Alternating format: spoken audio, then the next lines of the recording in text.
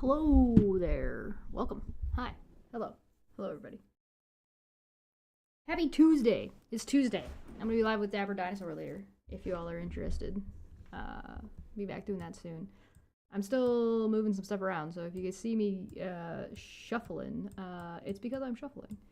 Am I facing the right way? Look at this. It's all messed up now. Because I moved the camera. Oh, boy. Oh, boy. You know, I probably should have considered this yesterday, but, you know, it's fine. There you go. That should be good, right? That's fine. Whee! There we go. Easy. Easy fix. All right. Are you ready? It's really bright in here. Hold on.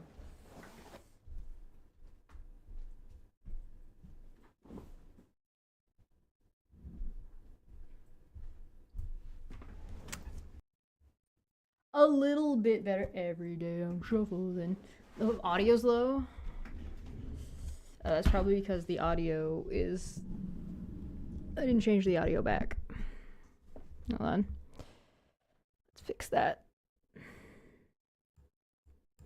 Do. Better? Is that better? My lives are too early. For me, it's 2 in the afternoon.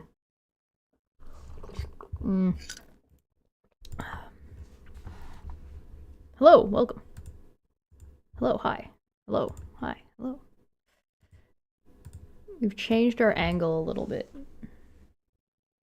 Okay. Are you ready? Let's just get into this. What was this idiot saying? I don't remember. It's probably something dumb. This is the Nebraska town hall that went to shit, so I think we should finish it. We're like halfway through. Farmers when it came to white corn and the ban from the Mexican president's wife. Farmers and ranchers in this state are going to get a far better deal from Donald Trump's trade negotiations than we ever got under President Biden. I guess I will take this moment to remind everybody that there's still no solid signed deals that have been made with President Donald Trump. And this is the only way to improve our chances to grow our farm income. Next question. Okay, next question. Okay, next question is, what specific action are you taking to defund or continued support to Israel and their aggressions on the West Bank and genocide against Palestinians living in Gaza?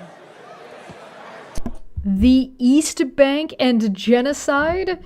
I mean, I understand that some people's handwriting can be difficult to read, but you can't context clues your way through that one there, girly? No? No? Okay. I have said from the start, what happened on October 8th was an abomination.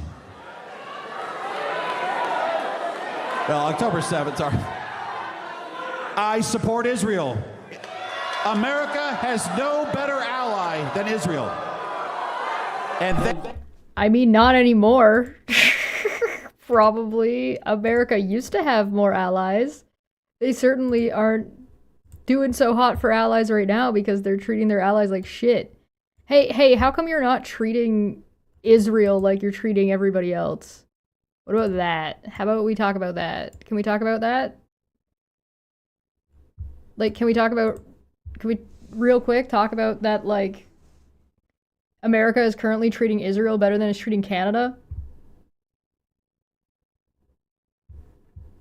And, like, Canada hasn't had next to no conflict with America, with the United States, like, ever. I say next to no because there's been some conflicts, but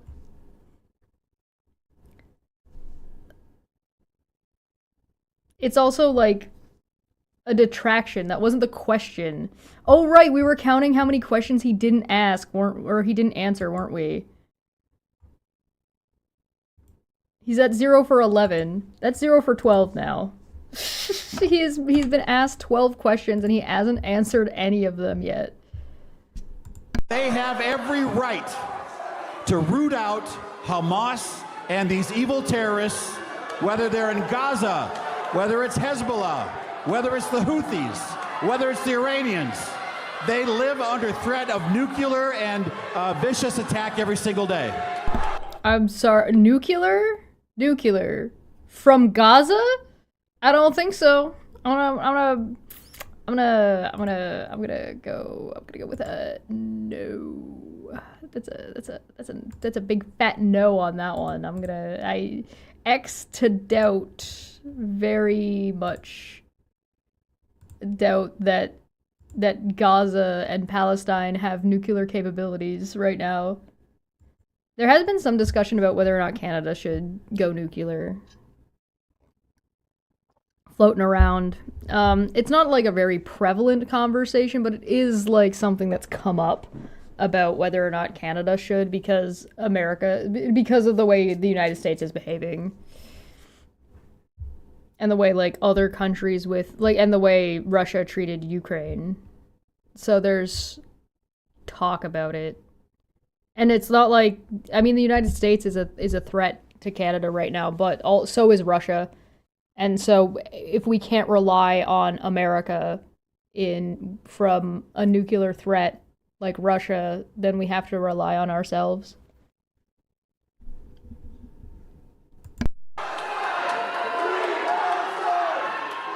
I also believe that our country, working with Israel, needs to do everything we can to get They're chanting Free Palestine.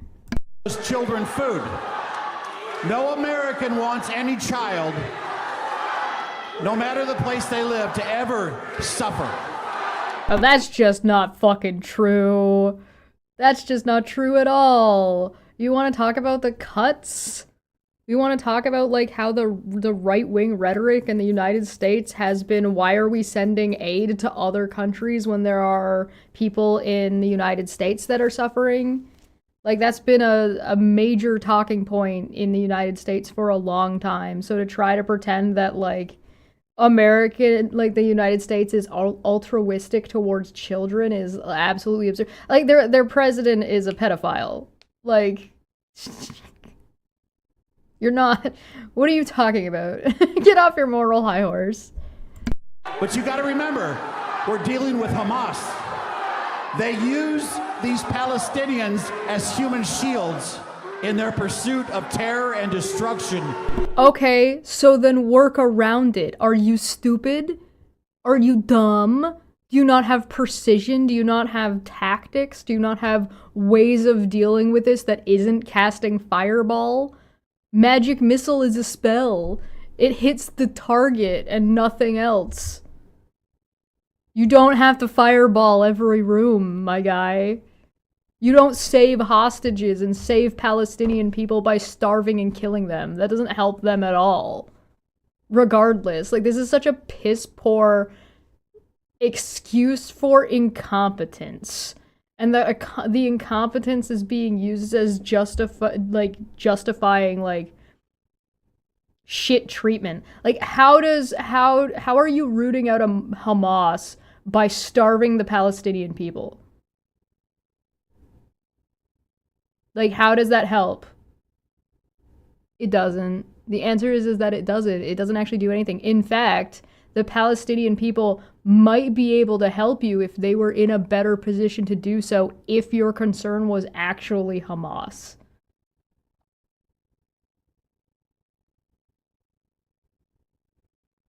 The people in Palestine can't help you root out Hamas or do much of anything because the only thing that they need to be focused on and can do right now is try to survive. So what else do you want them to do? And realistically, how is any of that gonna fucking fly?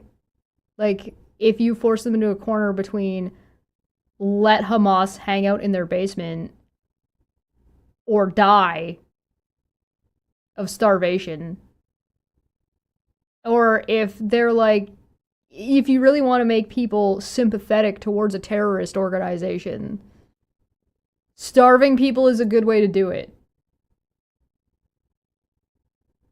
I mean, the story of Robin Hood is relatively well known, and, you know, Robin Hood would probably be labeled a terrorist by Prince John.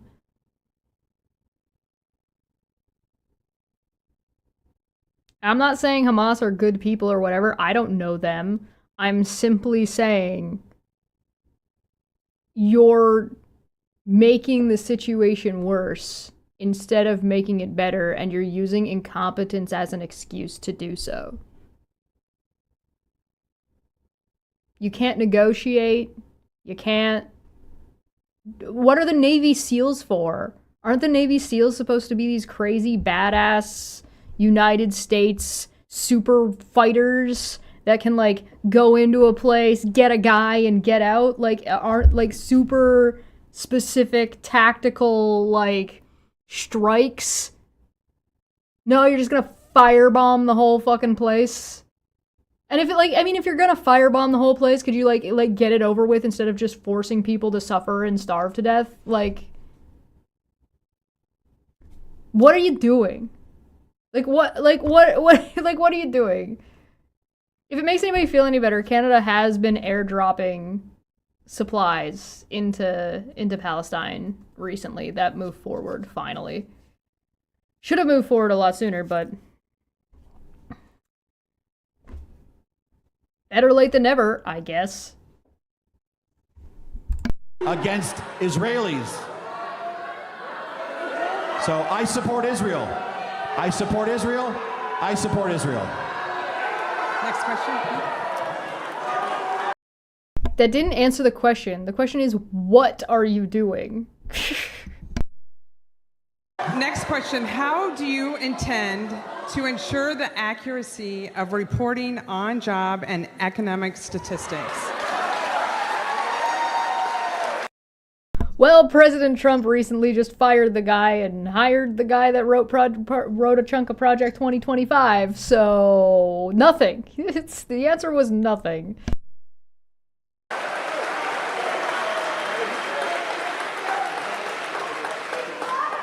I don't know what the situation was with the Department of Labor person. Neither do you. I don't know.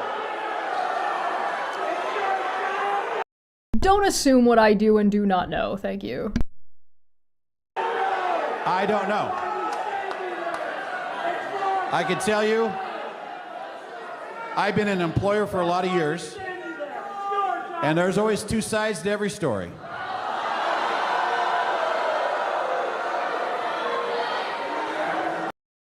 Oh my God, who is the PR guy for this? Who told him? Who prepped this guy's answers? Oh my God. It's so bad. He doesn't know, but he's been an employer, and there are two sides to every story, and you've got to look out for the big bad wolf when you go into grandma's house. It's so bad. It's so bad. And I don't know what that side was. I will say this, though. If all that person did was get the data out there, if all that, and I don't know that's the case, but if that's all they did, I would not have fired her. I mean, to be honest, but I don't know because things are complicated. It's easy to listen to a 30-second story on TV and think that you know all the details. I don't know all the details. But I'm sure we will be talking about that when I get back to Washington in September. The question was, what are you going to do? So I'm just gonna go ahead and 13. Holy Jesus. The question was, what are you going to do? Not what is your opinion? Next question from the audience, please. Next question from the audience. We have a question right here. Yes, first of all, I'd ask you please not to refer it to that monstrosity as the big, beautiful bill. It's the name of the bill, though. We know better. We know better.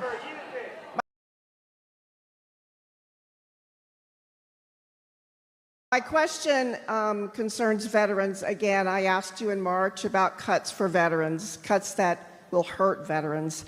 I didn't really find your answer to the gentleman earlier adequate. How are cuts to the VA going to improve VA services? Also, what about the thousands of veterans who have lost their federal positions? And what about how that big, ugly bill, let me finish. Well, how about how that big, ugly bill is going to disproportionately affect veterans who need SNAP and other benefits? Finally, what about the veterans who are seeing family members who have done nothing wrong being picked up by masked ICE agents? Okay, So first of all, that was a few questions that are all sort of lumped together. He's not going to answer one of them, I bet, but I am going to count. I'm going to count it as one. As much as that was likely 4 individual questions, I'm going to count it as one question, just for our tally up top. My question to is your this. first point there, When are the you bill gonna is actually stand called up? the One Big Beautiful Bill, and I'm not going to tiptoe around what the answers are because that's the bill that passed. And when President Biden passed the Inflation Reduction Act, that's what we called it, even though it did the opposite. As it relates to the VA cuts, what are you specific? He just tacitly admitted that the Big Beautiful Bill is ugly and isn't doing what he wants it to do by comparing it directly to Biden's bill, inflation bill. He's gonna call it that even though that's not what it is. Wonderful. I wouldn't call it a gish gallop. Specifically because gish gallop is a debate tactic. This isn't a debate. This is a Q&A. She is asking multiple questions. They are related questions, and one of them was referring back to this question. Your answer before wasn't adequate, so it's more of a follow-up as opposed to an actual new question. But I wouldn't call it a gish gallop, but I would call it more than one question. What specific cut are you talking about so I can understand? Give me a specific example. It is specifically general cuts in the VA's overall budget. I want to know, when are you going to stand up to the bully in chief and his disrespectful, un-American, cruel cuts that hurt our veterans? See, this issue came up in Columbus in May, and I went to the Veterans Secretary. And the system, when we're done, will be better for veterans, it will be more efficient, and we'll have better services. I am confident of that. But the answer was how? How is cutting the money and spending and cutting the jobs and the people working there going to make it better? How? In what way? This poor woman is just doing this. Tell Elmo! And yeah, Red Cedar's right. He's using an excuse. He could refer to the bill by its number. So I'm gonna call that 15. You cannot cite a specific program because I went to him specifically and said, So you're gonna insult the woman because she's saying general cuts because they are in fact general and overall cuts? She already listed SNAP, dude. Did you forget that she listed SNAP in the initial question? That is a very specific cut. That is disproportionately affecting veterans. This guy's gross. Who voted for this man? said, show me where these cuts are. We went through it. I've got the data. I've got the notes. I've got all the information I need. And I will be very public about showing you what is happening with veterans as soon as I get the opportunity to avail myself of my notes. But I am very confident. President Trump, this Congress, the Veterans Administration, we are working hard for veterans, and we will deliver for veterans. How?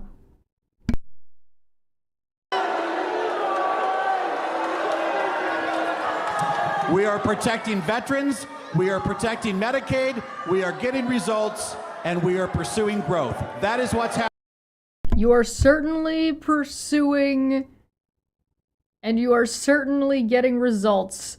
It's just that nobody is happy with the results except for you and your rich friends. And there is growing happening, and it's growing resentment. Happening right now. Protection, results, and growth. Thank you. Okay. Next question, Taylor. Next question, Taylor. Yeah, I don't know if you guys, I'm sure you heard her. You did not answer my question. Yeah, he hasn't answered a single one. He hasn't answered a single question.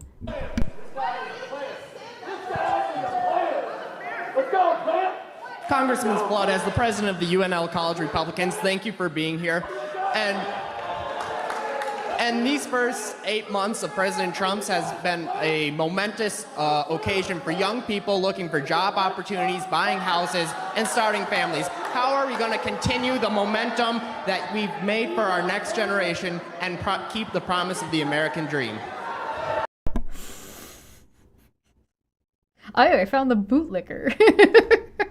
The guy who's the president of the Young People's Republican Club. Yeah.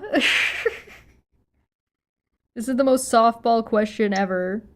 Based on, like, which is wholly based on rhetoric. Like, the foundation of this question is terrible. Plant. Yeah, this guy's the plant. We found the bootlicker. Sorry, I have to actually listen to his question again so I know if this guy actually answers it. If this is the only question this guy answers, I'm gonna laugh my ass off. It's kind of a bit of a non-question though, but I want to listen to it again just in case I got it wrong.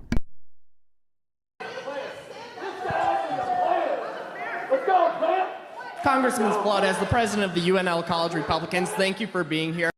This guy is the president of the UNL Republicans.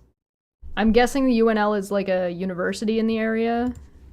University of Nebraska.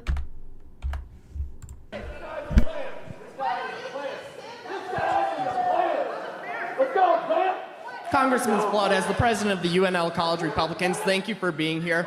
And UNL College. It's the college. And these first 8 months of President Trump's has been a momentous occasion for young people looking for job opportunities, buying houses, and starting families. How are we going to continue the momentum that we've made for our next generation and keep the promise of the American dream? How are we going to continue the momentum of job opportunities and house buying for young people and the next generation? What a question. There's nothing substantial in that question. Okay. Thanks for coming tonight. It's nice to have you here. I hope that guy's got the windows or the mirrors on his car kicked off, and I hope his house gets egged.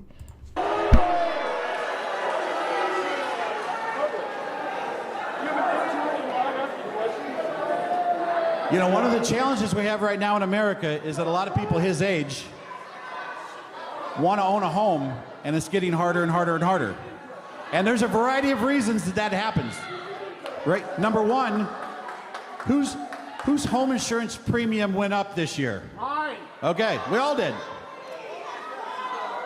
What's driving that? Two things: weather peril and third-party litigation. Weather peril? That's a... You gotta try really hard to not say climate change.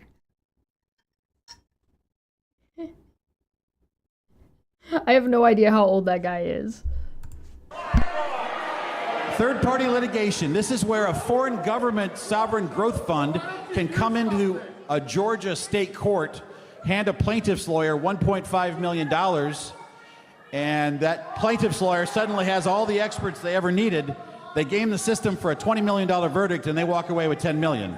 That's what's happening in our property and casualty space right now. These aren't partisan issues. These are issues that we have to solve as Americans.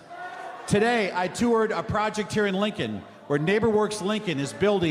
The question is, what are you going to do? This guy just gave you that there is momentum and gave you that there's things that are happening that are better, and now you're using it as an excuse to complain, implying that the basis of this guy's question was wrong.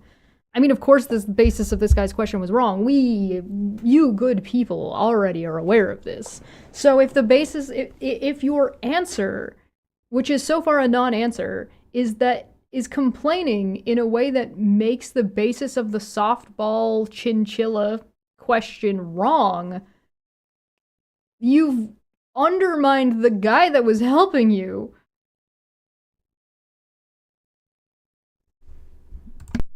12 units. 12 units on space where only 3 could have been built before. And they're excited about the One Big Beautiful Bill's affordable housing tax credits that get increased under the law, which are used by a lot of folks here in Lincoln. And by the way, your mayor and city council, they set a goal of 5,000 new units by 2030. They are halfway there, and this city will see more. And everyone's living on a prayer.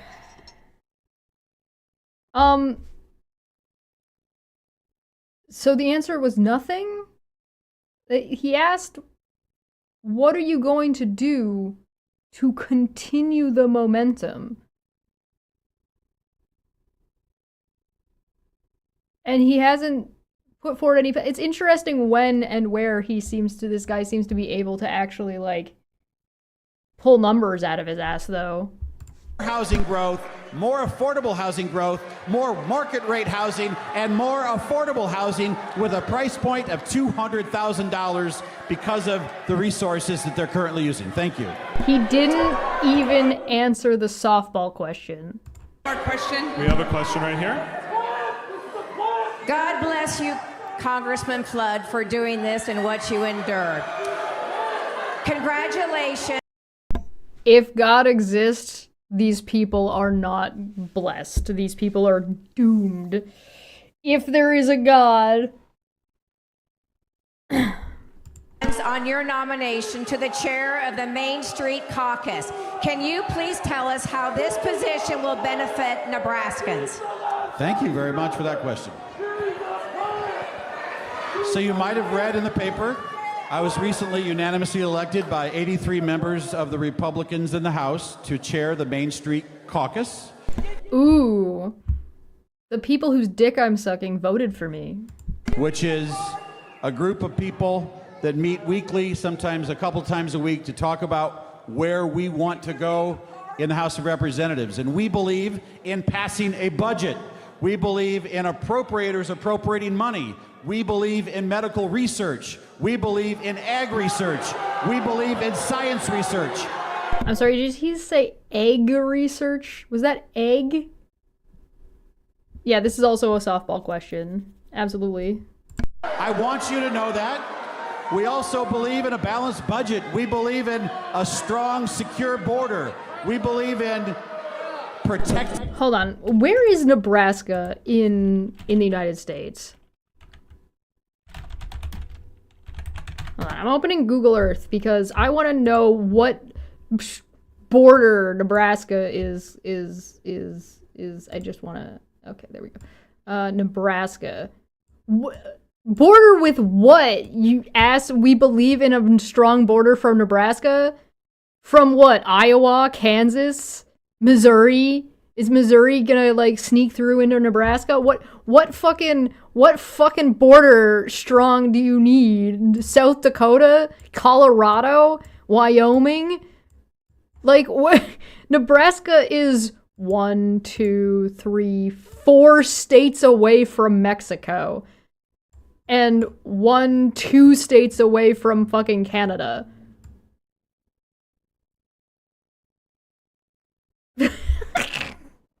We believe in the strong border in the middle of the United States. Yeah, okay. Who's coming for you, Nebraska? What are you scared of? Oh, good God. What a joke. What an absurd... I get, like... whatever.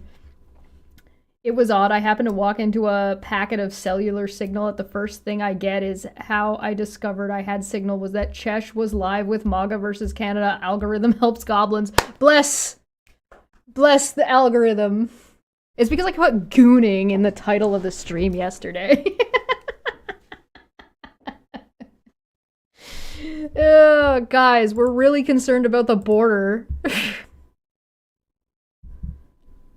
Medicaid, getting results, and growing our country. And so with this new role that I have, I will have an opportunity more often to interact with the White House, with the cabinet secretaries, to interact with my Democratic colleagues that are in leadership, to deliver for the people of Nebraska and specifically the 1st District. I appreciate the question. I'm honored to do it, and I hope it results in results for all of you, and we can move this country forward. Thank you. We're back to, that was almost an answer, because the question was, how is your new position going to benefit Nebraska? And your answer was, after bloviating a bunch of propaganda for like 2 minutes, was, I'll get more opportunities to talk to people. So what's your plan to use that? How are you going to leverage that? Like, can you answer a question? Yeah, I'm not. That was almost a question, almost an answer to a question, but I'm not giving it to him. I'm not being that nice about it. Okay, next question is from this. Oh, okay.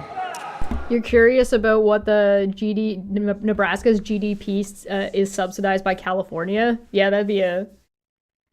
Not even other Americans want to go to Nebraska. I will drive multiple extra hours to avoid driving through Nebraska. PSA, Nebraska is super unsafe to drive through. Oh, really? Interesting. So does that mean we need to protect our borders from Nebraska?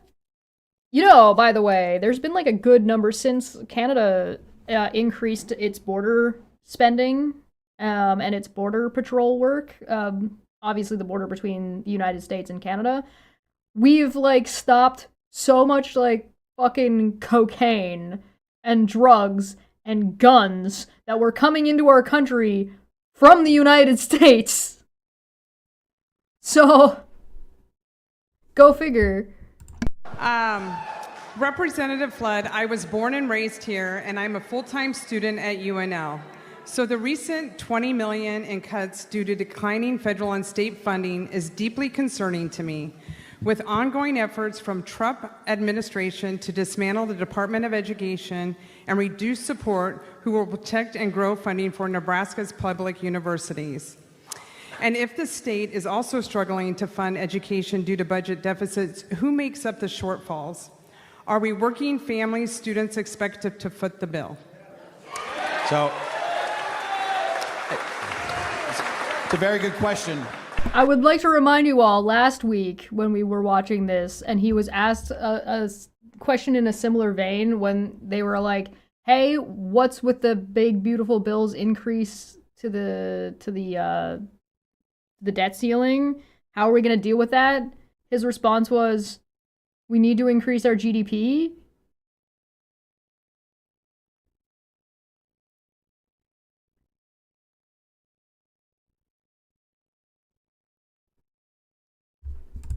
I've always been a big supporter of the University of Nebraska-Lincoln. I attended college. I have another question. How are we squaring the circle of we're making a ton of budget cuts and we're doing a massive fucking debt increase? Like, where's this money going if you're cutting all of this funding? Like, if you're cutting all of this is getting cut. This stuff isn't taking money anymore, but you need a massive increase in debt spending. Where is all of this money going?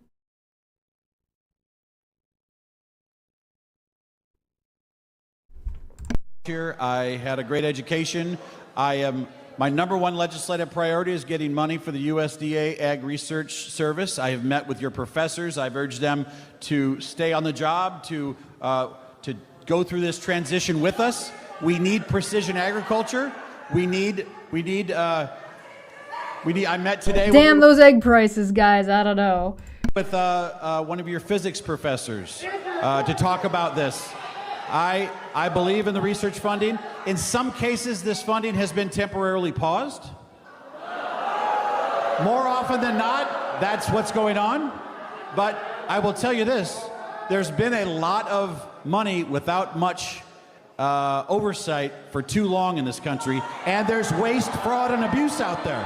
And so you have to deal with it. Still, nobody has actually been charged with any fraud, so... You have to deal with it. I will tell you this. I am at bat for the University of Nebraska-Lincoln every single day. I'm at bat for our community colleges. Prove it. How? In what way? Tell Elmo. I'm at bat for Concordia University in Seward. I go to work for all of these people. They matter to me. Education matters. Universities matter. UNL is important. It's one of the economic drivers of this state. So is UNO. So are our state colleges. And if you check my record, I have been a supporter of post-secondary education since I got into the legislature. Okay. What? What does that mean? If you check your record, like you've been voting in ways that are making education less expensive and more accessible? Because I am gonna press X to doubt that one. That sounds like bullshit. Next question. Next question. You're the housing subcommittee chair. What can be done to make housing cheaper? Tell you what, if this guy wants to put his money where his mouth is, stop taking money from the federal government and stop taking money from other states.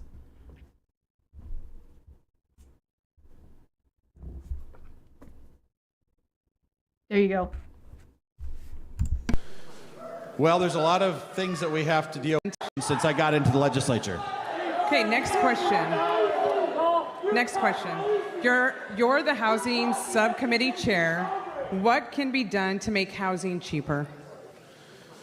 Well, there's a lot of things that we have to deal with right now, and most notably, making housing. We're not asking what the what the problem is. We're asking what you're going to do to fix it. People aren't asking. People know that housing is expensive, and some people have opinions about why the housing is expensive. Why the housing is expensive is not the fucking question. The question is, what are you doing to make housing more affordable? Answer a fucking question. Are you deaf? Do you not understand that people are asking you about your actions and what your plans are, not what you've done or what your opinions are about the issues? Housing cheaper. There's a lot of people paying more in their property taxes and their insurance premiums. Put a tariff on lumber, yeah. In their principal and interest. That's one challenge we have. We have seen 20% inflation since 2020, which has made it harder. We need to do some innovative things. I think one of those is we need to start collecting credit information on renters who pay their rental bill every month. We need to start collecting it on those that pay their cell bill every month. It's hard to get credit sometimes in your 20s. And there's a way to do it now with artificial intelligence and all the technology out there, and I totally support that. What? That's not going to lower housing prices. That's just going to increase people's debt spending because they're able to get credit earlier. I don't hate the idea that people should be able to grow their credit score by doing other things besides owning a car and paying a car off, and like that's fine, but that doesn't change the affordability of a house. Increased the affordable housing LIHTC tax credits, which is a big start. That was in the One Big Beautiful Bill. And I have a bill that I'm marking up on a bipartisan basis with yeah, social credit score, yeah. Emmanuel Cleaver from Kansas City, the ranking member, longtime Democrat, former mayor of Kansas City, that I think will make it easier to access the close to $3 billion in federal money that cities like Lincoln and Omaha and Seward and Norfolk. So you want a handout? Is that his answer? How are we gonna make housing more affordable? By begging other states for money? Is that what I'm hearing? Is that an actual... Guys, I need you guys to vote in the chat. Guys, vote in the chat. Does that actually answer the question? Is this finally an answer? I mean, it's not a great answer, but is this actually an answer? I think this might actually be an answer, finally. I don't play D&D, but I've always been a supporter of Goblin stealth builds. And Columbus get. So the Senate just passed unanimously, almost, a housing bill. We're going to pass one in the House. I'm leading it. Hopefully They're asking about what you're doing in your position and what your plans are to make housing more affordable. It sounds like you're doing nothing. October, November, we'll be able to come to terms between the two chambers and present the president with a bill for his signature. All right, chat has spoken. Chat has decided that that is not an answer to the question. Next question is, Democrats have labeled the OBBB as a disaster. Please explain why they are wrong. Well, I think I've done a good job tonight of giving you my opinion on the One Big Beautiful Bill. Hey, is any bill... Yeah, but your opinion doesn't explain why their opinion is wrong, necessarily. Like, it's part of it, if that's, like, what you believe, or that's what your opinion is, okay, fine. But if you want to say, like, hey, this Democrat made this point, here's why I think they're wrong. Like, there are ways to have these discussions, and we just can't. The Republicans are, the GOP are incompetent. This Mike Flood is not capable of having the conversation, clearly. Politicians don't answer questions, they say words. This is like the caricature. This is a caricature of a politician. Perfect? No. Is any bill going to get everybody to sign on and say yes? But this bill did pass. It was signed by the president. And just like the major achievements of prior administrations, this one will provide certainty to Americans on what their taxes will be going into 2026. Landon in the chat said maybe this Congress member finds it politically more convenient to answer the question he prefers to answer than the awkward constituent questions being asked. Yeah. I don't know who helped him prep, but they didn't do a good job. And this includes a continuation of the tax cuts. The bill protects Medicaid. It gets results, and it's pro-growth. Again, I would like to remind you all of the math involved in a tax cut. The math involved in the tax cut that is within the big, beautiful bill, or whatever the fuck you want to call it. I don't give a shit. Dead name it for all I care. The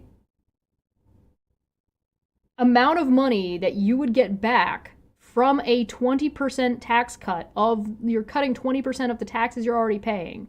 So if you pay 15% in tax, you're getting a cut of 20% of 15. You're not getting 5% money back. Your tax cut isn't going from 15 to 20. So how much money would you need to make to get enough of a tax cut to be able to afford a house is so much money that you're not in the demographic that needs the assistance in the first place to get the house. The math doesn't math. Taylor, questions from... We have a question right here. Howdy. Thank you for being here, Congressman Flood, but I do have a question. Outside, roughly 10 minutes before we were let in, you went up to me, I shook your hand, I looked you in the eyes, and you immediately pivoted to somebody else to talk to. Why are you unwilling to talk to someone in my age? I'm not. I didn't need to do that. You immediately pivot, then your gentleman I shook your over hand, there for God's walked sakes. the You were photo standing there with shoot some other that people. saw me Now you're discuss it. here. What do you want to talk about? I want to ask, why does it seem like when you make your voting decisions, they're based on capital rather than the working class? Billionaires and corporations got their tax issues enshrined into law forever, but the working class gets a no tax on tips or overtime that only applies to some of us, and now we wind up in a situation where we are. I think that there's also an issue with the taxes on overtime and tips as well, right? There's a handful of caveats in it, and none of it is actually gone through yet. If I'm understanding correctly, I might be wrong about that. I still haven't totally... I'm sure there's a couple of things that I may have missed while I was on vacation, so I might be out of the loop on that one. So if somebody can correct me or double check that one.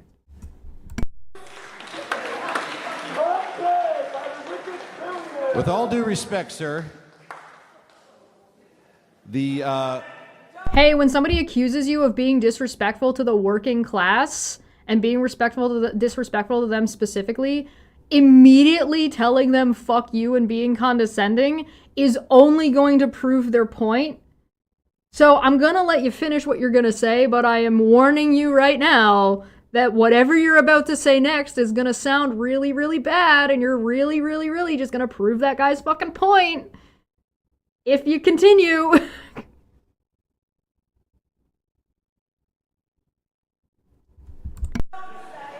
the Republican Party, now more than ever, represents the heart and soul of the working class.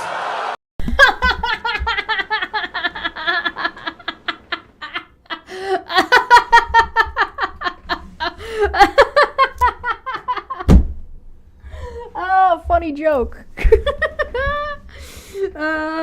Diggy diggy hole, diggy diggy hole. How about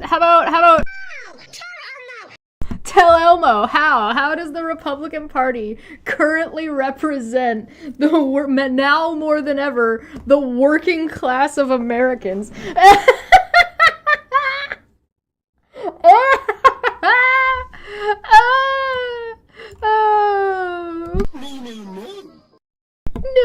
No.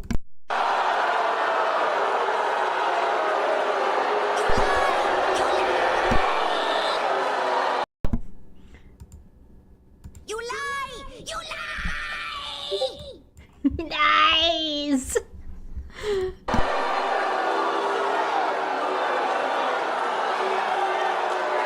So you go out to dinner after this, and your hard work... Nobody can afford to go out to dinner after this. You've missed the point. server gets a tip thanks to the one big beautiful bill. Nobody can afford to tip. He doesn't have to pay taxes on it. 88% of Americans are going to get relief on paying taxes on their Social Security. They've earned it. We did the same thing at the Nebraska legislature. Again, I would like to point out the math doesn't math. How much are people paying on Social Security? If they're getting an extra $20 a month, let's even be generous and say it's an extra... I think $20 a month is actually generous, but let's call it $20 a week. So they're getting $80. They're getting an extra $80 a month. How is that going to actually do anything for them? They were paying taxes on cash tips? Yeah, apparently. Yes. No taxes on tips as automated ordering and DoorDash is taking over. Yeah, exactly. Again, like I said, I'm pretty sure there's actually an issue inside this no tax on tips things, but I'd have to look at it. I haven't actually looked into the specifics. I just remember seeing that there were issues in it. So like Economic Policy Institute, right? No tax on tips will harm more workers than it helps. Proposals in Congress and now 20 states could encourage harmful employer practices and lead to tip requests in virtually every consumer transaction. And President Trump proposed exempting tipped income from taxation during his 2024 presidential campaign. Many views it as politically expedient gimmick to win support among tip service workers. Unfortunately, then Vice President Harris soon followed suit, and since the election, a federal no tax on tips bill has been reintroduced, and lawmakers in at least 20 states have proposed similar bills. This was as of February. Now that it's just suddenly downpouring outside. very few workers and undermine pay increases for many more. So it helps very few people. Expands the use of tipped work and in a system rife with discrimination and worker abuse, potentially leading to consumers being asked to tip on virtually every purchase, and deplete state and federal budgets and create new avenues of tax avoidance, especially for high earners. Misguided. So like the actual data on this is like, it's not great. I'll provide the link to this so you guys can see it if you'd like. Let me get this guy to you. There you go.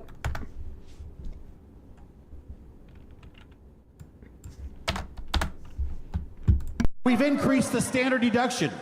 And here's the one I think is the most important for the working class. We increased the child tax credit to $2,200 a year. That, my friends, is going to work for the working class of America. That is not gonna help. That is almost a slap in the face. You may as well have done nothing. We have another question right here. Congressman, a lot's been talked about. By the way, for anybody who cares, this year there is a wage increase across Canada, so our minimum wage is going up. Medicaid, healthcare, etc. A lot of countries in the world, Europe, Canada, they have health care for the people there. Outside, just now you said, you don't want to see a lazy 28-year-old get health care, whatever. My point is, every working and retired American should be entitled to health care. Would you? I mean, it is a kind of a question. You don't want to see a lazy person get health care because you would rather see them suffer from disease and then never be able to be less lazy. Like, that's unreasonable and cruel. Would you sign on or write up a bill for Medicare for all? We've got Medicare now. We can start rolling back the age 5, 10 years at a time. Would you support that? We can't afford that. Yes, you can.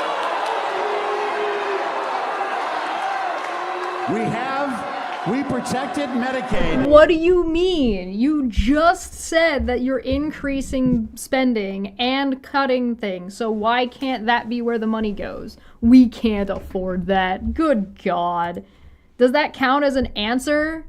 Does it count as an answer to say we can't afford it? I mean, it's a big fat fucking lie, and it's a big fat bunch of bullshit. But do we count that as an answer? All of these other countries, the richest, listen, all these other countries can afford it, but the richest country in the world, one of the richest countries on the planet, can't afford it.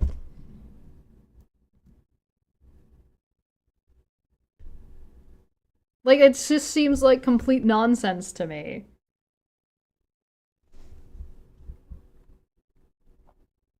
The maximum child tax credit as of 2021 was already $3K.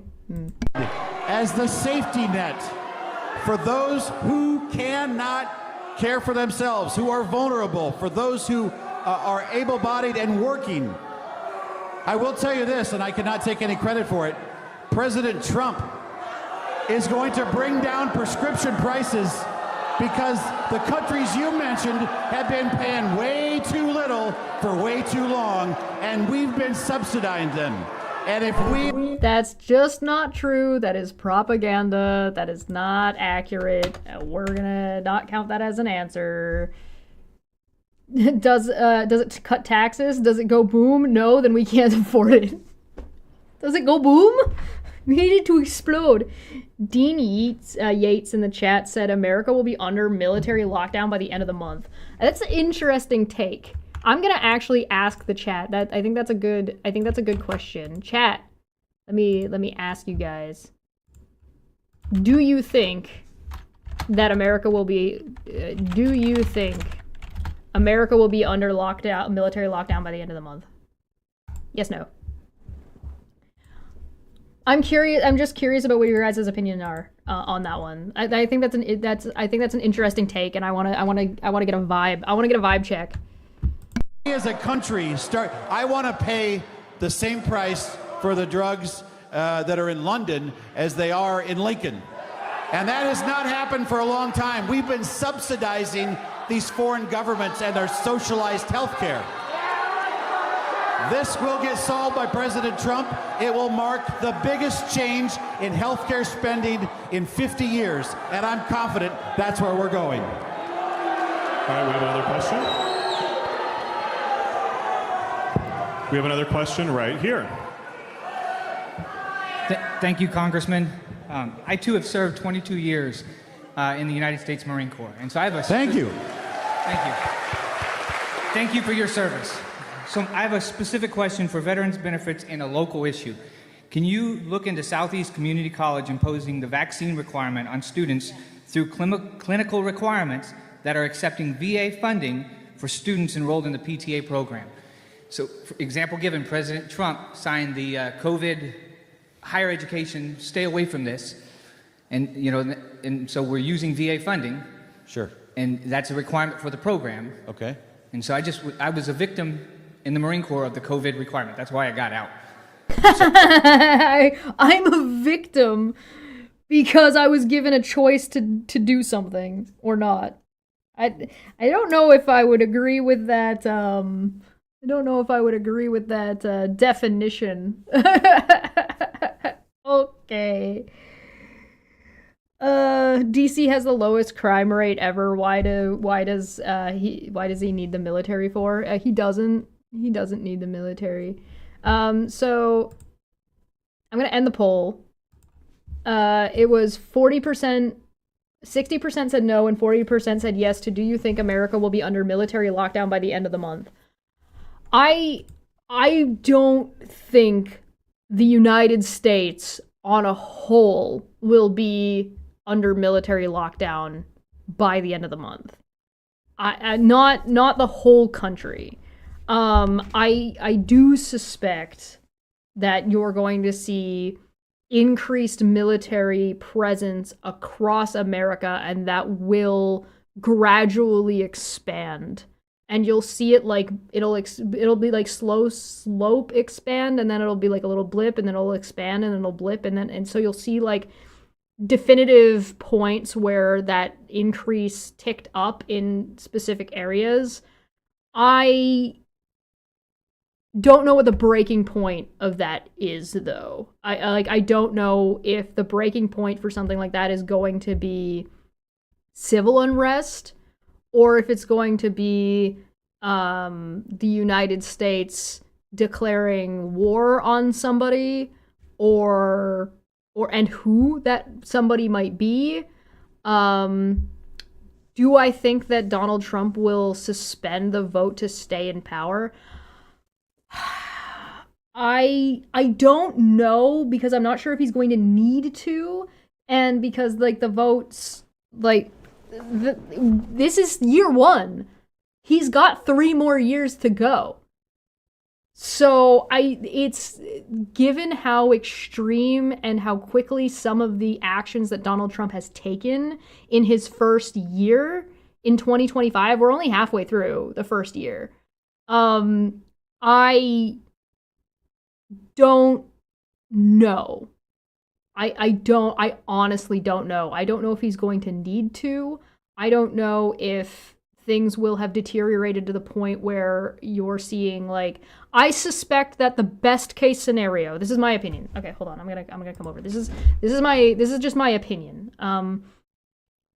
I suspect that the best case scenario for the United States is going to be the way of the Soviet Union. When the Soviet Union split, I suspect that the United States is going to have to no longer be united. And it's going to split off into a handful of smaller countries, where you're going to have a large section of the United States that stays being the United States, and it'll likely be like Nebraska, Texas, Kansas, like that whole belt, that chunk will stay the United States. And then you'll see some more like the northern, like California will become its own state. Florida will probably be part of the United States. New York will probably become a state. Now, you might see a redraw of some of the, and you might see some of the states combined. So you might see like California, Oregon, and Washington all become a country, right? Something like that. So you're gonna see like probably some border redrawing. But I think that is the best case scenario. What the timeline on that looks like and how peaceful it is, I don't know. It could be better and it could be worse. It really just depends. That's just my thought of the best case scenario, but a lot of that also has to do with like what the people in the United States do and what they want. And how bad the Republican Party is, because I refuse to just be like, oh, how bad Trump is. It's not Trump. It's the Republican Party. It is the GOP. It is the current extremist conservatives in America or in the United States that are doing this. It's not one guy. If you get rid of Trump, you're not gonna be rid of the problem, right? It's just like how getting rid of Epstein didn't get rid of the pedophile trafficking ring. If you think that pedophile trafficking ring is gone and isn't happening anymore because Epstein isn't alive, you're fooling yourself. So that's just my thought on what I think the best case scenario is likely going to be. I don't know if that's going to be like a 50-year process. It would be cool if I got to see it in my lifetime. I think that would be fascinating. I'd be on board to watch that whole process and just be like, wow.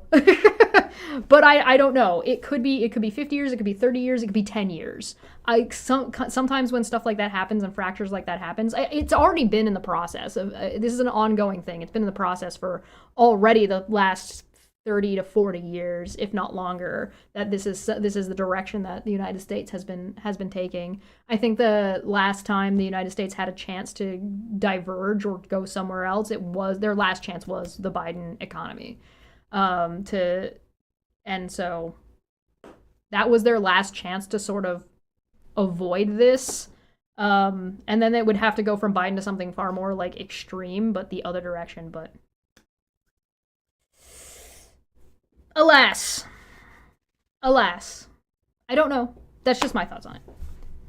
But let's go back to this nonsense. So we've got a COVID denier complaining that Nebraska's university provided COVID shots, and he's alleging that they used veterans' money to do it. So I don't know how true any of that is.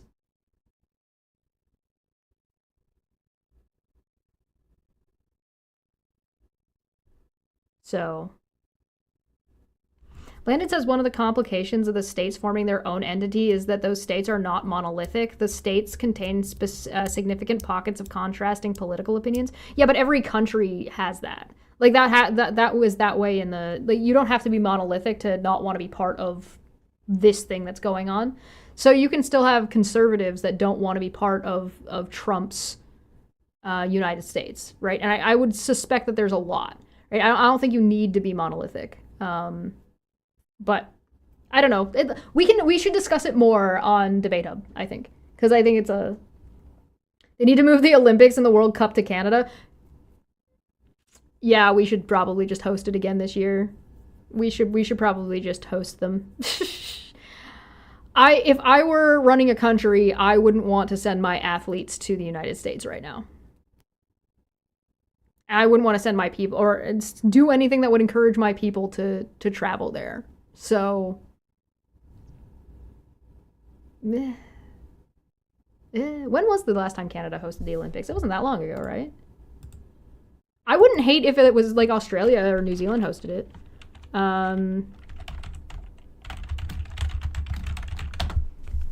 Was it 2022?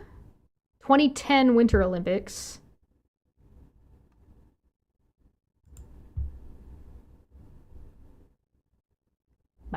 Yeah, Vancouver, British Columbia with 2010.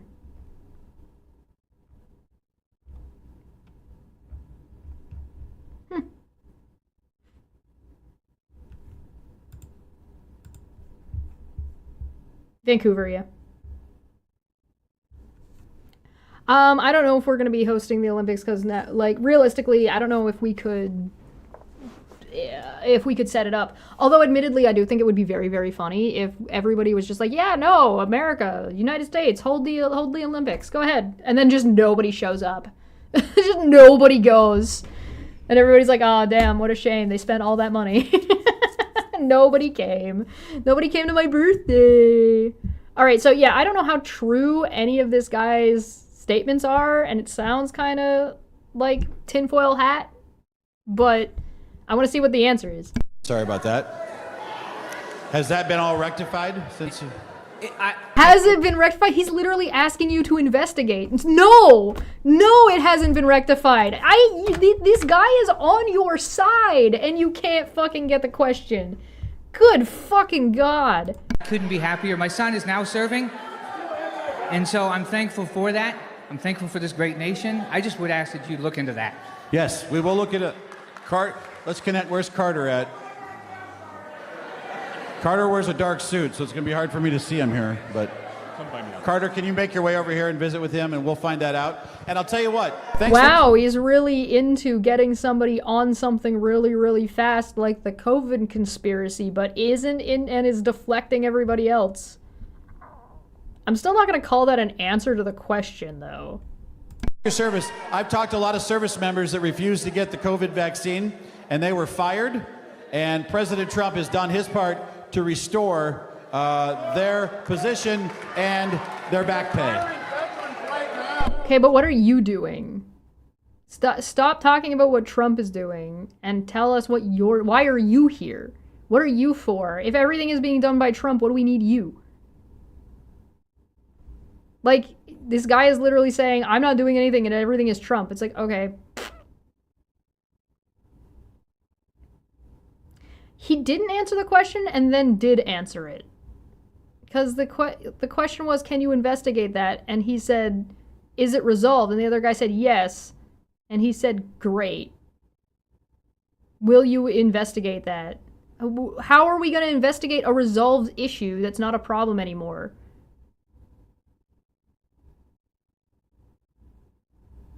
All right, chat. I'll put this back to 22. You guys let me know if you think that counts as an answer. He's gonna investigate a resolved issue? Because I don't know if that's an answer. We should not force people to take vaccines. We should encourage them. We have another question right here. Given your full-throated support... How do you encourage people without having consequences?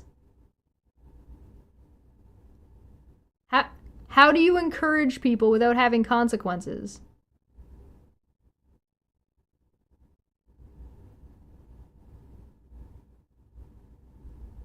All right, we'll give him one. We'll give him one. I don't think... I'm not convinced that that's an actual answer. Or certainly not a good answer. I don't know if that's an actual answer, but we'll give it to him. Of the bill, whatever we call it, and your view of the facts.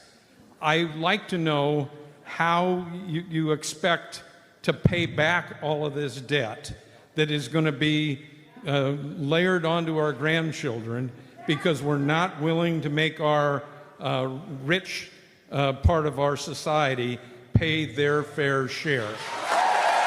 So what's interesting about that, and I think it's a fair question,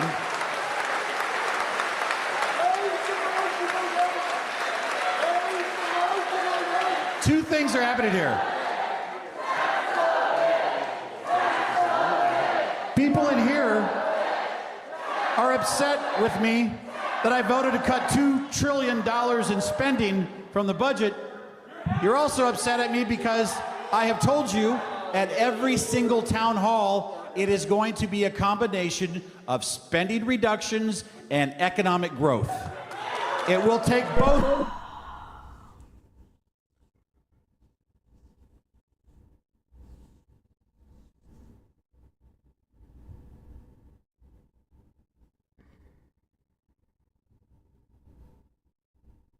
Your constituents know how to do math.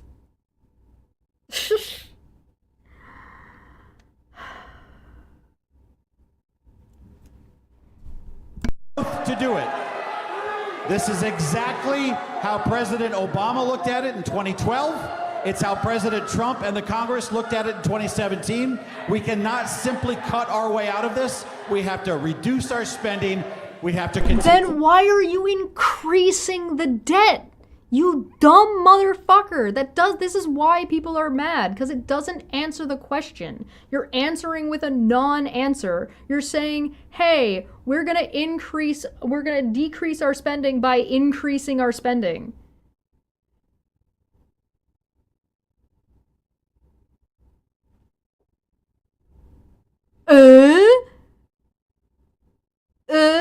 We're gonna get waffles by making more pancakes.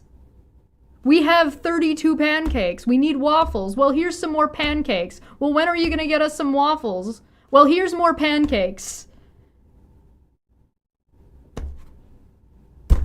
Why are you mad?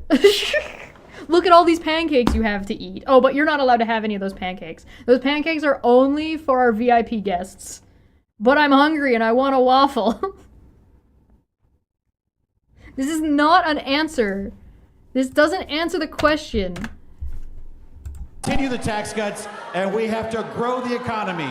Protect, results, growth. That's what we... The question is how? How? You can't just say the economy. They have to tell us how. This Congress member offends my mathematical feelings, yeah. We need. Okay, next question. I don't like that this guy has gotten off on getting 1 out of 23 on a technicality. How much longer Hang on a second. How much longer until the border wall is finished? We cannot build it soon enough. We need the border wall. I support the border wall. So that is sir, that does not answer the question. They're asking for a timeline. Americans support the border wall. Americans want a secure border. It's always going to be a challenge anytime you're dealing with a lot of different landowners. Again, I don't know why Nebraska cares that much. Like, I can understand them being concerned or them having thoughts about it, but for the border to be such a strong talking point in Nebraska doesn't really make any sense to me. Seems unrealistic. But the one big beautiful bill does increase funding to get that done, which was a priority under the first Trump administration. Okay, next question. I know you've talked a little bit about this. I'm sorry? I know you've talked a little bit about this, but what plans does the Congress have for providing reasonable cost health insurance to Nebraskans? Well, wait, before he answers, he's gonna say, we got money for our hospitals. That's what he's gonna say. One of the ways to bring down our commercial private payer insurance is to not have as many people on Medicaid. Because what happens? Medicaid pays a much lower reimbursement rate than a commercial payer does. And so when there's a difference between those two, the commercial payer ends up paying more and more and more to make up for the difference.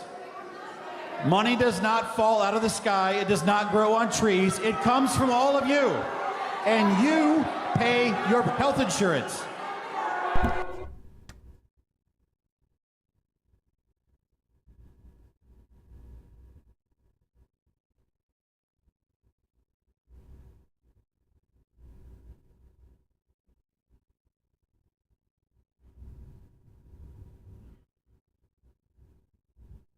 How did nobody shoot this man? Like, how did he survive this? How did he live through this town hall? How did he not get Luigi'd?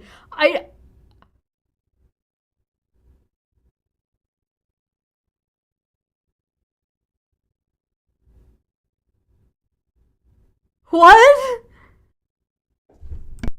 I wish there was a world we could live in where everything came from the government and it was free.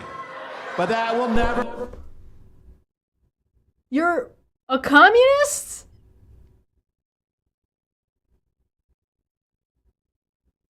What? Nobody wants that.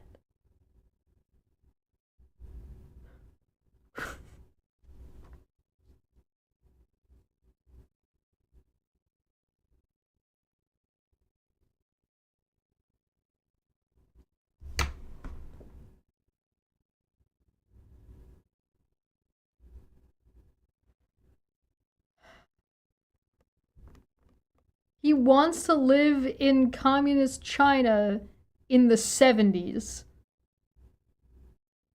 Based on what he just said.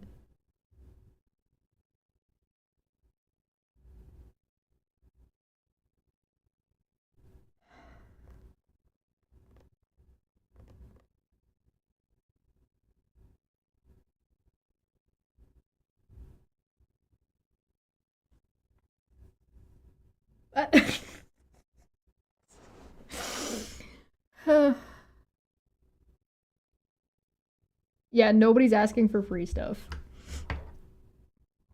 Only the richest of the rich people are asking for free stuff.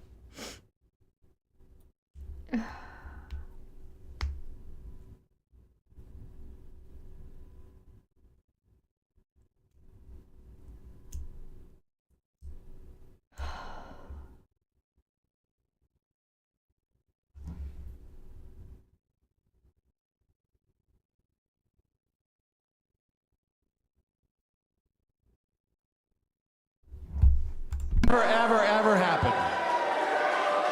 We've got, and by the way, I do not believe that, but I do think, though, when you look at keeping our personal private, for those of you who are on commercial payer private health insurance, you're seeing 20% increases. And why is that? Because we've extended... Because of you. Whoever yelled that in the crowd. Good shit. Oh. He feels happy about being shouted by people he dislikes. Yeah, he gets validation. He thinks he's doing something right because people that disagree with him are mad at him. It makes him feel like his opinions are valid. Medicaid to so many people who refuse to work, people who don't want to go to work, people that are illegal. And when you do that, everybody else has to pay. I'm sorry, I'm laughing at Jack for 2 said American gun crime needs better aim.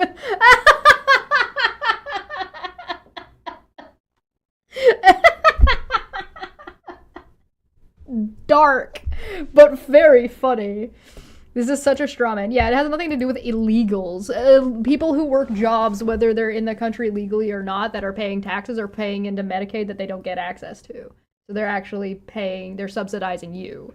Again, we're back to the self-acclaimed richest country in the world can't afford healthcare for its citizens. What kind of country are you?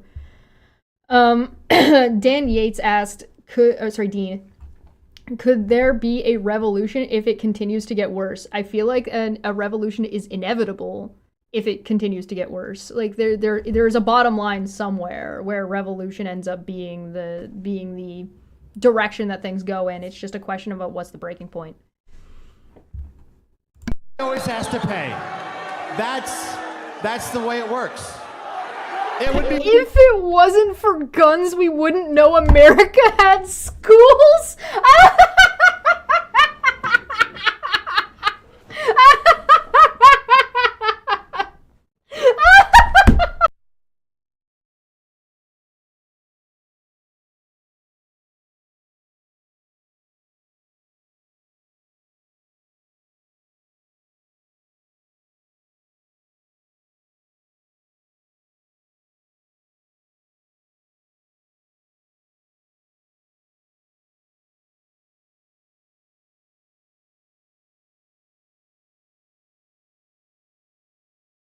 Hey, yeah, I'm just fixing it. So my power went out. And what happens at where I live regularly is, like, if it's a thunderstorm, power's fine. If it's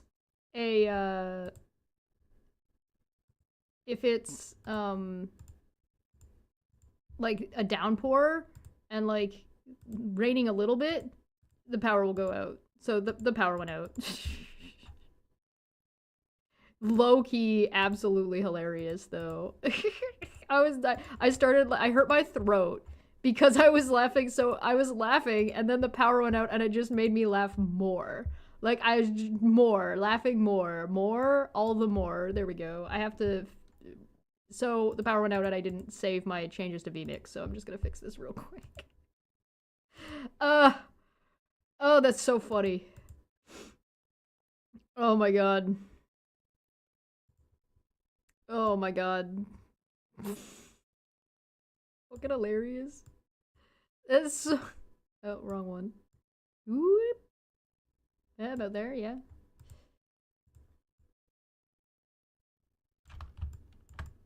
There we go. Hello. Hi. It's me. Ya boy. I'm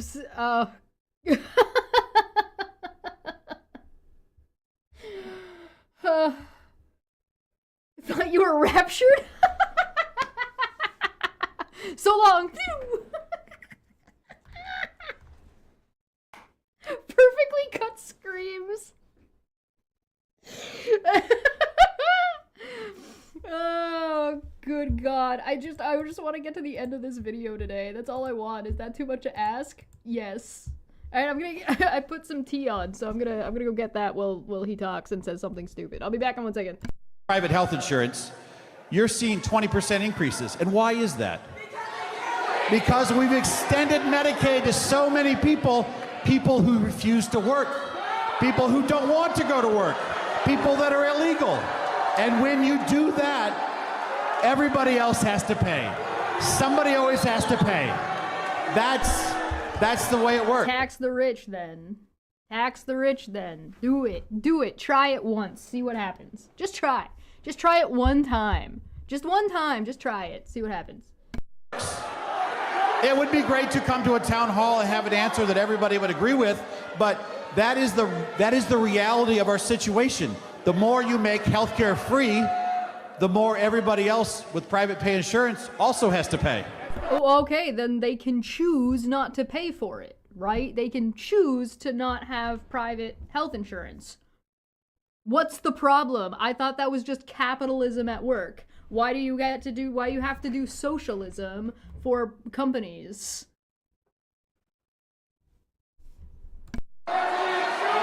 That's also why we're giving the hospitals $700 million to help cover that. Hey, called it. I called the hospitals, right? I called that. I definitely called that thing. I said that, right? That was the thing I said before we left? Before my power went out? Before God smited me? Cover that thing. And then the $50 billion for the rural hospitals. They need the money. They're going to get the money. They're going to remain open, and they're going to provide quality care to Nebraskans, and to those who can't afford it, they will get it. We will protect Medicaid. I protected Medicaid. The big beautiful bill. Yeah, that's a non-answer, and I'm pretty sure we're at 24. If somebody can double check for me that we're actually at 24, right? 22, 20, 1 out of 24. Oh, we're at 25. Okay, we're at 25. 25. I think we're at 25. Oops, wrong button. 25. Because that's not an answer. Doesn't answer the question. Protects Medicaid. Okay. What are the plans to continue service provided by Department of Education, especially special ed and best practices and Pell Grants? Can you repeat the first part of that again? What are the plans to continue service provided by Department of Education? Well, special education always needs to be funded. When I was in the legislature, it's the best investment for our state tax dollars. When you invest in special education, not only are you helping those school districts that are taking care of special education. Then why did you vote to cut it? Then why did you vote to cut it if it's so fucking important? Why are you voting to cut it, and what are you going to do to make sure that it still remains the same? Half of like Project 2025's whole deal was to be like, okay, well the federal government's not doing it anymore, so Nebraska, you have to do this yourselves now. So if Nebraska has to do it itself now, What are you going to do to make it so that Nebraska succeeds? That's the question. Education kids, you're also distributing the money as equally and as equitably as you can possibly do it through the TIOSA formula. So I do strongly believe in funding special education. I have not had that specific issue arrive on my desk, but if I hear something, or if there is something... Yes, you have. You've had that specific issue arrive at your desk because it's something you've been voting on and voting about. That's what the big, beautiful bill... It's in there. What do you mean? Idiot. Out there about special education funding, I will go to work on that. That really matters to me. And those parents need that resource. And there are some districts like Lincoln and Bellevue that do such a good job with special education. They have a lot of people move into the district to take advantage of your resources here. Lincoln Public Schools is an excellent school district, and its special education services are excellent. And so I want to make sure that they have the resources, and sometimes a Bellevue or a Lincoln or one of the hub communities, they need more than maybe even their district would suggest, because people move in there to receive the services. So yes. So then why wouldn't you say, hey, listen, these two places are doing it really, really well, so what we want to do is we want to look at the programs they're doing, analyzing what they're doing right, and then start applying it to other districts. That would be an answer. That would be an answer. It wouldn't be a whole answer, because the other issue is going to be, how are you going to ensure that the funding still exists in all of Nebraska? But at least it would be part of an answer. But like, why are you stupid? I do care about that. I will work on that. The second part to that question is, Oh, I'm sorry. Yeah, there's a second part to the question, Pell Grants. What are your plans for Pell Grants? I'm for Pell Grants. I'm for Pell Grants. I'm for higher education. I have not had that issue cross my desk on Pell Grants. I know that we made some changes with student loans. I do think people have to pay back their student loans, and I supported that.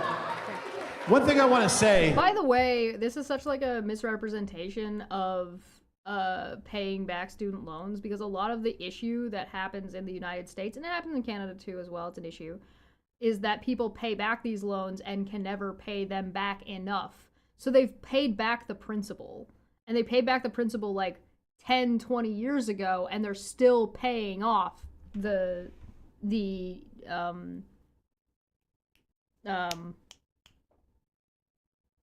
word insurance, no. Invest, no.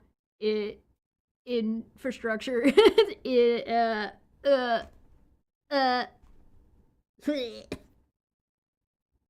increase the percentage.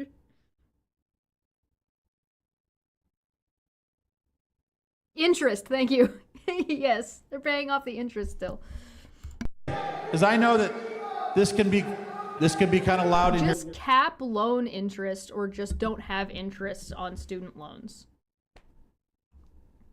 There you go. Sometimes, but I want to talk to the people at home for just a second. I'm on your side. I never forget. And nobody believed that at all. That was a lie. Who I'm working for. People in this room are important, but everybody in this state has a voice. Everybody in this district has a voice. And there's a lot of people in this state that like the direction that this country is going. I'm not saying it's perfect. I'm not saying it's perfect, and I'm not saying we can never do better. But I'm here to listen to you. And the other benefit of me being here is that I know. Landon said, by the way, in a recent pub I visited in Middle Upper BC, they had this sign. The sign said, "We are no longer stocking U.S. products due to lack of customer interest. Please ask your bartender for alternatives." That's wonderful. Oh, when I choose how to vote, that I am ultimately accountable to you. Because I work for you. Then be accountable, work for them, and answer the damn questions. And I will never forget that I work for you. Which means no matter your position, no matter your ask, no matter the casework you suggest, I will go to bat to fight for you. I will work to agree with you when I can, and I will do my best to explain. It's not your job to agree with anybody. It's your job to represent your constituents. It doesn't matter what you agree with them or disagree with them about. If your constituents tell you that you need to vote or push something forward that you personally disagree with, you either need to do it anyway or leave office. Your opinion is irrelevant. Your job is communication. Nobody cares what you think. My votes when I don't agree with you. Okay, we'll go to the We have a question right here. In June. And that is a perfect encapsulation of the problem of personality politics. It's the problem that Canada and Ontario has with Doug Ford. It's a problem that the UK has with Boris Johnson. It's a problem that the United States has across, like, with DeSantis, Trump, even as well as, like, I don't even mean to point out that that's heavily, it disproportionately represents the right wing, but doesn't only affect the right wing. So, like, it's an issue with, like, Bernie Sanders' AOC as well, that it doesn't matter what your personal politics are. And, like, this is one of the things that I've been enjoying about Carney so far. I think that Carney is doing things that he doesn't necessarily personally 100% agree with, but he's doing them and doing them in a way that is communicative and is what he's getting feedback about, right? So if he does something or he's proposed something and people are disagreeing with him, he changes what he's doing or he adjusts the way what he's doing is being communicated. So that way people will agree with it. So that way he is doing what the country is telling him that they want. Yeah, a job of a representative is to represent their constituents. Right, exactly. Your personal politics aren't your job. That doesn't mean you can't have your personal politics, and it doesn't mean you can't talk about your personal politics and what you believe, but it means that your personal politics need to be put aside and you put forward what your constituents want in the way that you can best figure out how to do that. And then it's your job to communicate that both in the Senate, in the House, like wherever you're, and to, like, in town halls. That's what your job is. You don't get to be like, oh, but I disagree. My constituents want more Medicaid, but I personally disagree with that, so fuck them. That is the opposite of you doing your job. Ugh. The transfer case in my car failed. Pardon? Can you start over? I'm sorry.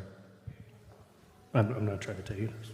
In June, the transfer case in my car failed. I looked to get it repaired, but the price of the part had increased 30% since the start of the year. Hey, the tariffs. We're an hour and 11 minutes into this, and somebody brought up the tariffs. Primarily by tariffs. With my car totaled, I started looking for a new car. In the 2 weeks I spent looking, I watched prices increase 10 to 15% on a variety of vehicles. The impact of tariffs had arrived. The car I settled on increased 12%.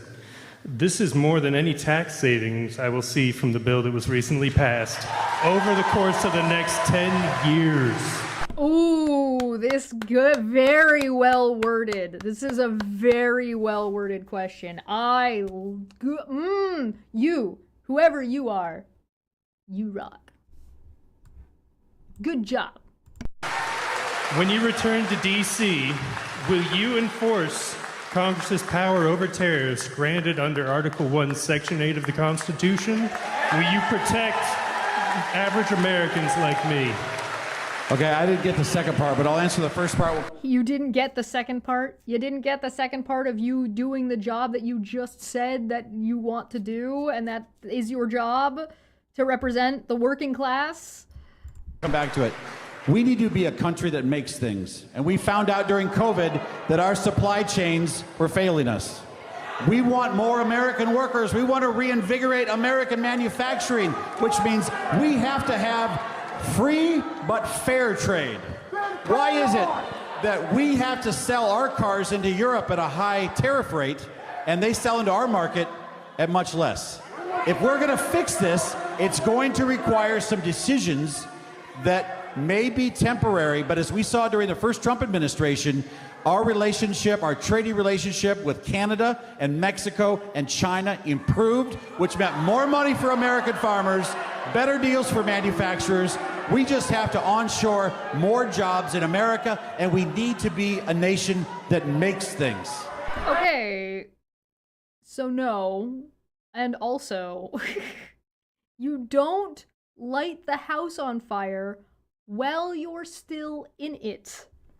So if you want to bring jobs back to America, what you do is you create a market that means that people want to build and manufacture in America, which I would like to remind everybody, America's long-term goal from sometime around, you know, the moon landing, if not a little bit before that, the 50s and 60s, was to move manufacturing out and move into higher education jobs. That was the goal. That was the direction. That was what America wanted to do. And it, like, if you want to change that direction, fine. If you don't want to do that anymore, fine. That's totally okay. You can do that. But you don't do it. You don't do it by getting rid of all the jobs before you've set up the infrastructure to make the change. You need to set the infrastructure up first. If you can set the infrastructure up and then you slow shift the jobs, that's how you protect people and how you prevent depression. Like, and stock market crashes and mass starvation and disease and mass death across your country. Holy shit.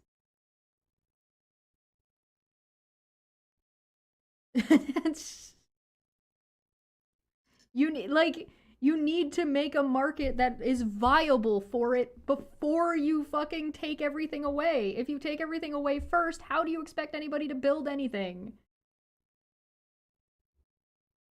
It doesn't make any sense. Cart and horse problem. Yeah, exactly. The supply chain issues affected the entire globe. Yeah, they did. Right. Yeah, the supply chain issues was more of an existential problem than like a specific everybody's taking advantage of America. Like, that's just not true.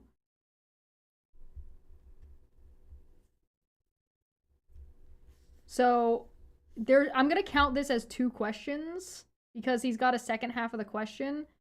He's answered the first half of the question, so I'll give him 1.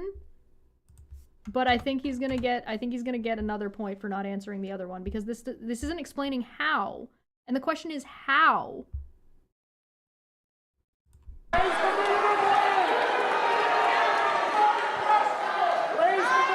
Next question. Oh, so he said he was gonna come back to it and didn't do the second half. Okay, that's definitively not answering the question. God bless you, Congressman Flood. Thank you for being here tonight. Thank you. Everybody who like starts that way always has some fucking nonsense to say. There's been some exciting things happening on the world stage as far as trade. What are the ones that excite you the most?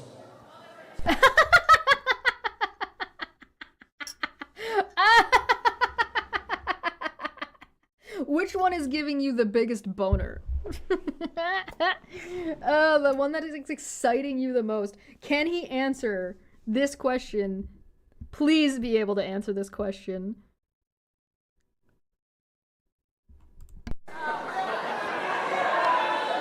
I met with pork producers that were excited about opening our markets up for pork in Vietnam.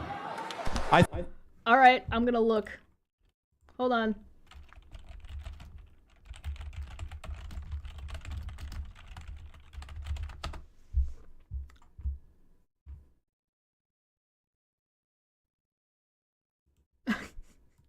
Guys, you'll never guess.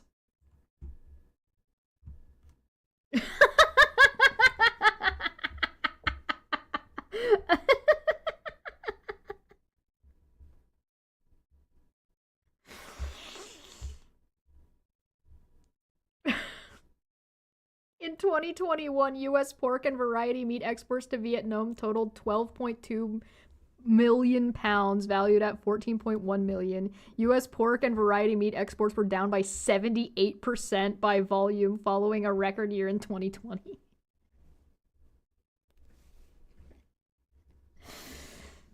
Ugh. Can you see this a little bit better? Can I? There you go.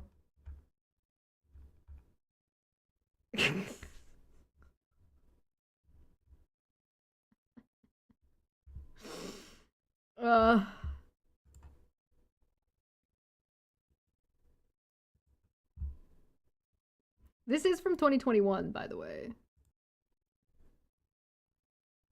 I'm not seeing anything terribly like, let's go 2025.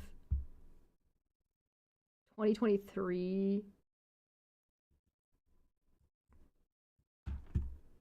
Continued growth momentum. China to lead the world in pork production by 2024.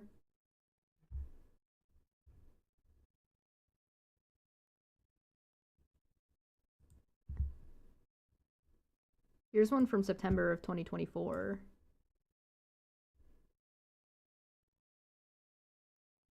Consumer market by 2030.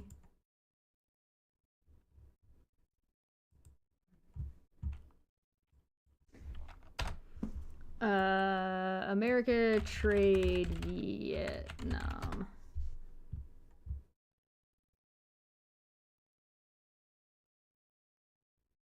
Yeah, unfortunately, it's a little bit hard to check this one because this hasn't happened yet. Trump announces U.S.-Vietnam trade deal. Here we go. Let's try this one. Let's see what this is. This is July, so this is last month. Donald Trump said on Wednesday that the U.S. will charge 20% tariff on imports from Vietnam under a new trade deal reached during last-minute negotiations. Products sent from Vietnam to the United States has faced a 46% levy, which was set to go into effect next week as part of Trump's reciprocal tariff announcements in April. Dozens of other economies, including the European Union and Japan, are still scrambling to make their own deals with the United States before the plan increases. I mean, maybe, I don't know. Under the agreement, Vietnam will charge no tariffs on U.S. products, Trump said in a social media post. Tariffs, which are a tax on imports, are almost always paid by the company that is making the good. Okay, yeah, we know what tariffs are. Importers can decide to absorb the extra charge, blah, blah, blah, blah. Great deal of cooperation. The U.S. will also impose a steeper tariff of 40% on goods that pass through Vietnam in a process known as transshipping.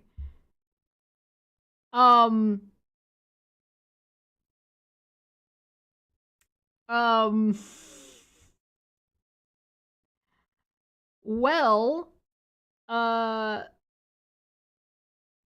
would like to point out real quick that this is referencing only a post made by Donald Trump, not an actual deal that's been signed. So yeah, I'm gonna go with not a whole ton going on here. There's actually a lot of countries that won't buy meat from America because it doesn't meet the safety standards. I think we're on the cusp of doing something big eventually with India, which is 1 billion plus people, and we want to be in their markets. Vietnam is going somewhere. We have great conversations right now with Mexico and their president, who is engaging with President Trump. Listen, They asked what you're most excited about. Why can't you just give a straight answer? In this room, nobody in this room wants anything but the best for America. Republicans want the best for America. Democrats want the best for America. Independents want the best for America. Right now, your government is run by a Republican Congress and a Republican president, and we will get there. We will get there. I'm gonna go with that didn't answer the question. The question was, what's the one thing you're most excited about? If he had said pork trade with Vietnam, that would have been an answer. But that's not what he said. He said, I talked to some other people that were excited about this.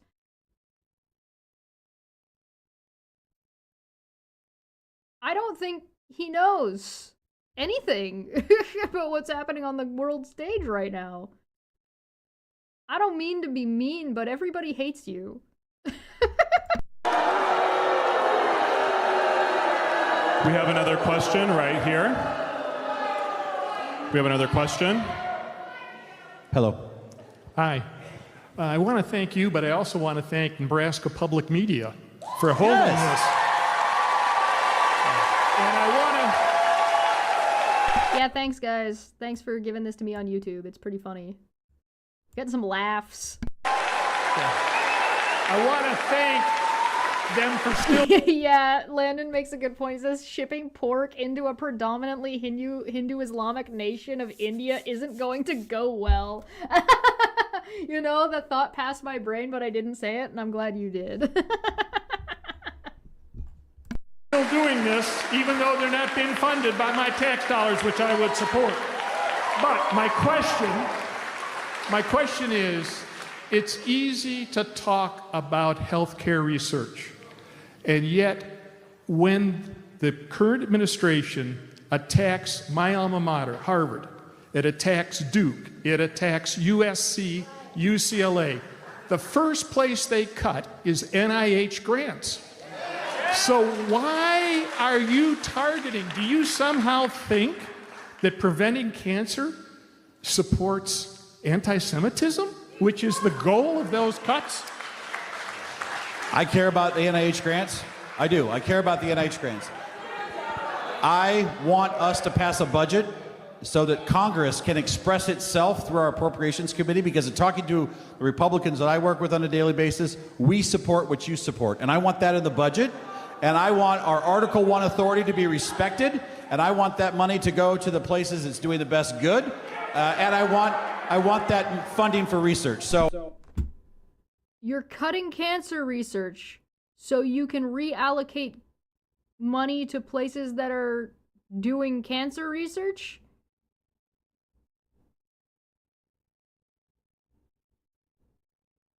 Yeah, an Article 1 authority, question mark, question mark, question mark.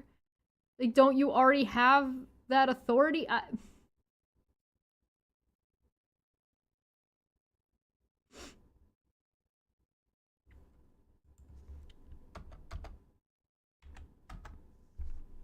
Oh, I hear you. I will say, and you... He already voted for the bill. This person is asking, what are you doing now? What are you going to do? And what do you think about this? And the answer is, he doesn't. This is neither here nor there. Some of the institutions that you talked about had a very poor record when it came to anti-Semitism that we saw from their presidents, which has resulted in presidents losing their jobs. So that is the truth. Like, that is something we dealt with. By what standard? By what court? By what charge? That's, yeah, no, Titan's right. That is absolute bullshit. I thought this was the anti-cancel culture group. I thought the facts didn't care about your feelings and people were allowed to have opinions and share them.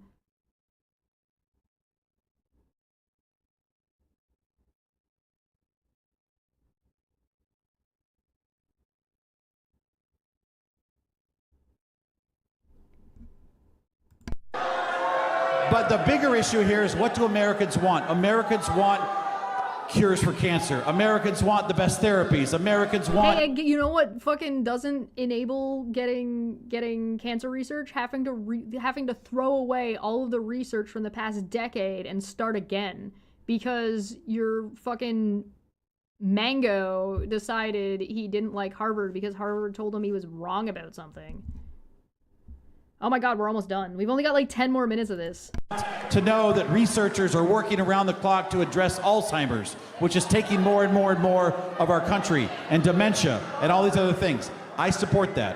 And one of the things that I think we have to do in Congress is we are in charge of the money. We are in charge of passing a budget. That is Article... Then why can't you do that? Why can't you do things about the tariffs? Why can't you do things about this budget bill? Why can't you do things about other shit? You're saying that you have that power, but you're saying you need to compromise to use it. One.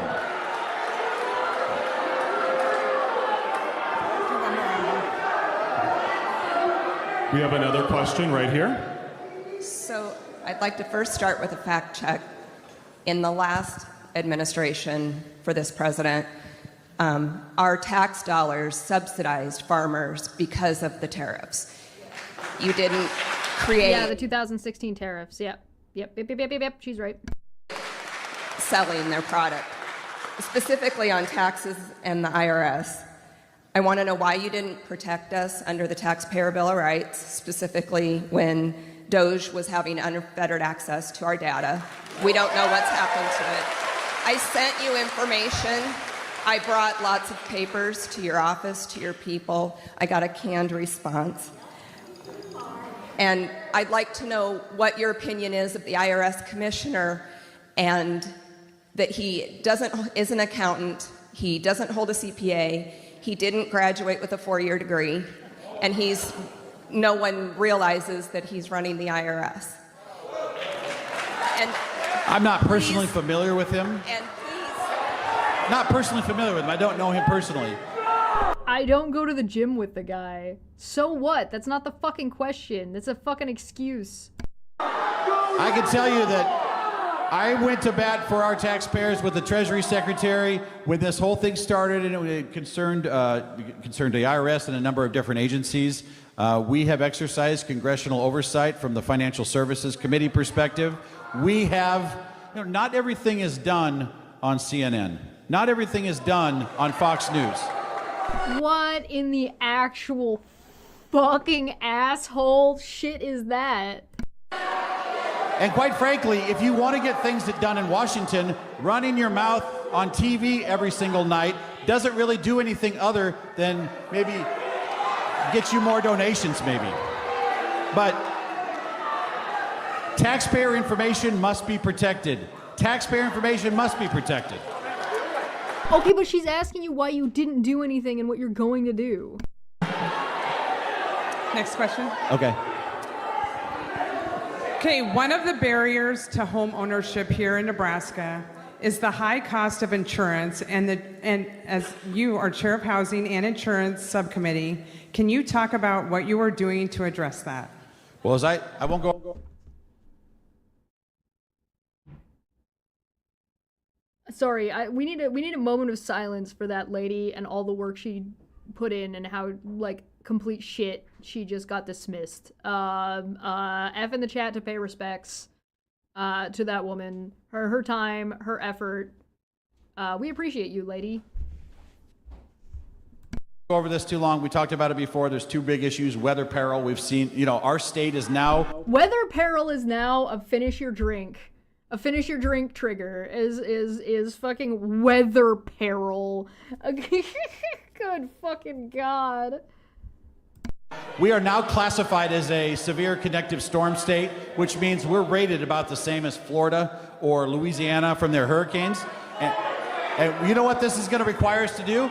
It's going to require Nebraskans to put impact-resistant roofing on their home. It's going to require us to use resilient materials in our siding, because there's no way around this other than to abate the risk. Climate change. There's definitely more than one thing to do. If you acknowledge what the problem is and why the problem, at least you acknowledge the problem exists. The other part is that third-party litigation that I talked about before. It's actually driving our reinsurance costs through the roof. And when you put those two things together, we saw on average a 60% increase in our home insurance premiums last year. And there is no bill we can pass on the... Which is going to do what? Increase the costs of housing?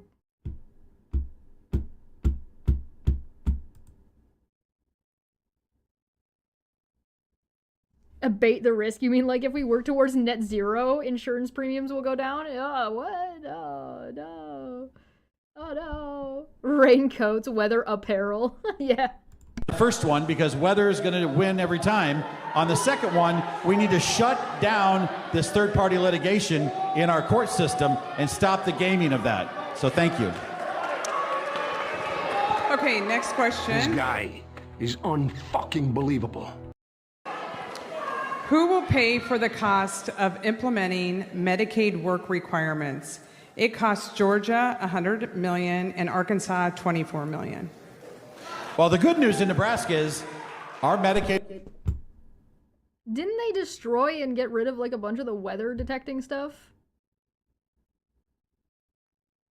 program and its error rate and their ability to root out waste, fraud, and abuse.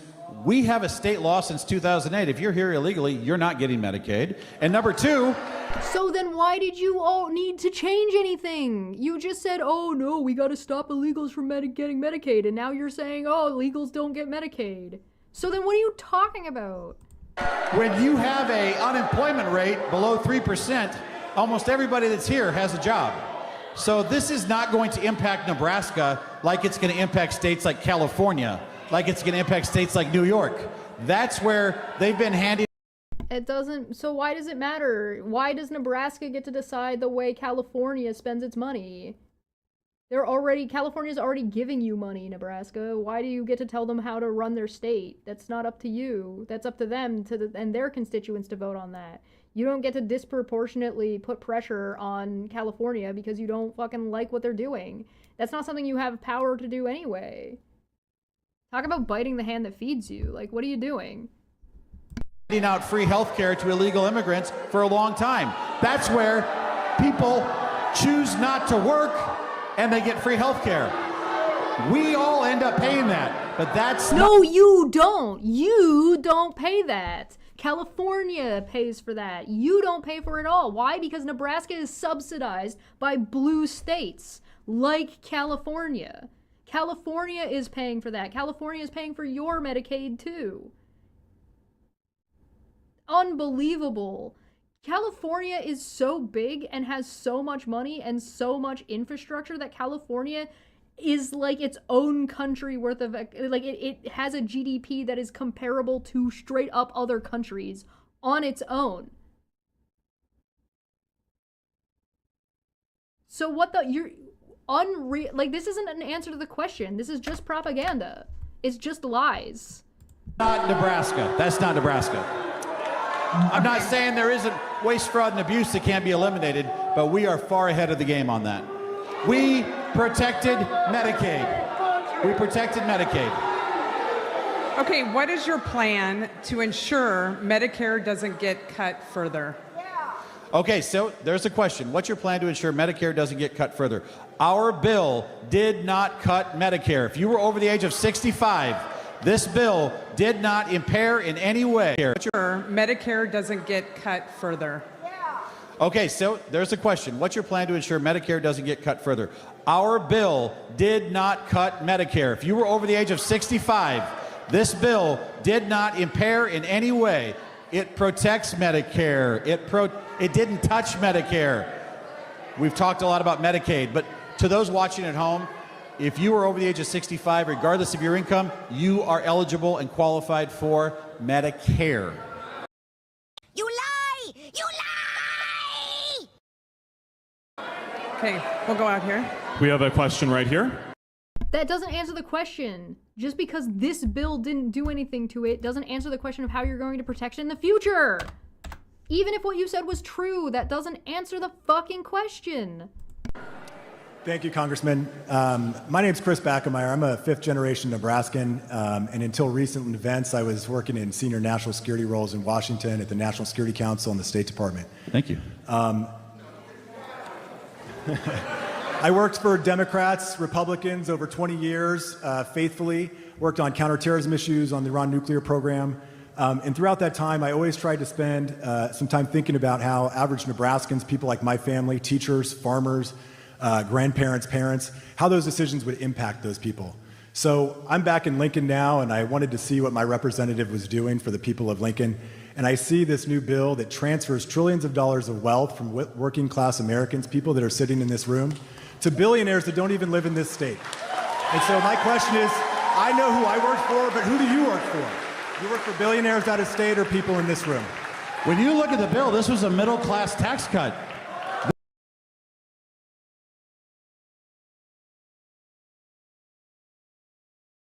You couldn't just straight up and lie and say you work for the people in the room as well as the people watching at home. You could have just said that.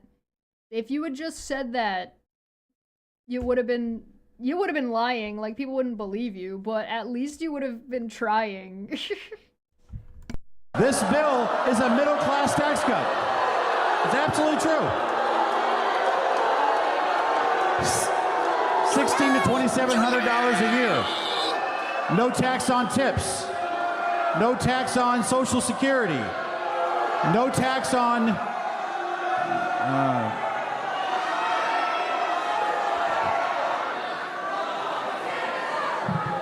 I mean, when you ask working class Americans where they are in this, they support the one big beautiful bill. They're literally telling you they don't. To your face. Over and over and over again. And you're choosing to ignore them. So... no. Working class Americans support this. We increase the standard deduction. We have about 4 minutes remaining, and this is our next question. You said. I brought with me tonight the Lincoln Journal-Star from July 16th, 2012. The headline is "Flood Considers Run for Governor." The story here was that you were challenging your party because you voted to override Heinemann's veto of legislation that would provide prenatal medical care for, it says, babies of mothers who may be in the country illegally. Oh my God. Oh, they are gonna regret letting this lady ask her question. Oh, girl. Oh, got him. Oh, no. Viewed that as an illegal immigration issue. You called it pro-life. Now you are saying that you don't want. I will always support prenatal Shut up. Let her ask the question. care for any woman in this state on our Medicaid program. I love that this man needs to cut off and overtalk a woman talking about women's health issues to say how much he cares about women. Oh my God. Send this lady some money. I am pro-life, and I chose, you know, when you're in my spot, you've got to pick between two sides. I pick the side of that pregnant mother. Campaign flyer, and this says you paid $50 billion for rural hospitals. I'm counting that as a non-answered question because she didn't get to her question. When they need $137 billion. This is just a Band-Aid till the next election. But in Nebraska, they're getting $700 million in a state of 2 million people. A state of 2 million people, they're getting $700 million.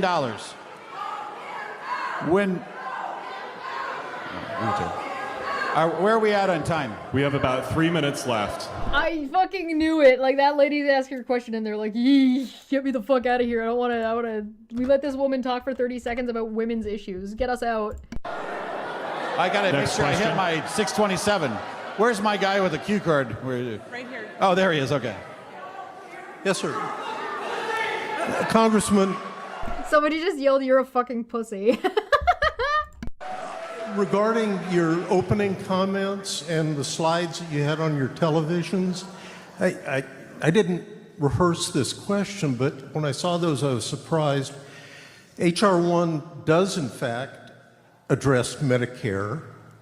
So my question is, did you read the bill? I read the bill.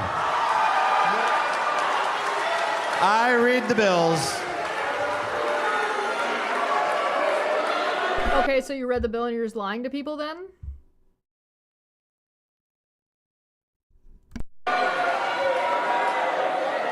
Is every bill perfect? No, but I supported this bill. By the way, I think this is important. I cannot stress it Maybe technically, that's an answer. He answered that question. I'll give him that one. enough because I think there's a lot of information out there that's wrong. We protected Medicaid.